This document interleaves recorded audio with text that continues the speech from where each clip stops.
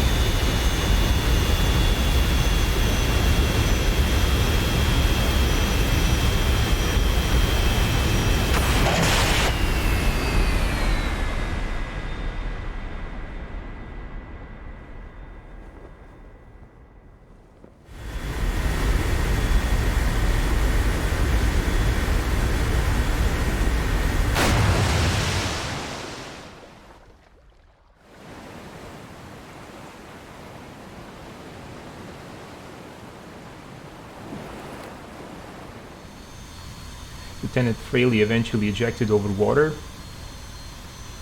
He landed near a North Korean artillery battery who tried to hit him, but fortunately they missed, and he was eventually rescued by a seaplane. So Jabara's mistake didn't result in any loss of life. However, he was sent on an R&R because the whole thing was basically covered up. They didn't want any journalists to find out about the story. For one thing, it would show an American hero in a rather bad light. And second most important thing was that sabers were coming from Chinese airspace where they were not supposed to be. American and UN pilots were not allowed to cross the Yalu River and enter Chinese airspace. However, they would still frequently do it. It was either tacitly approved or even encouraged. James Jabara, however, returned to active flying after his R&R, and as already mentioned, he ended the war with 15 kills to his credit.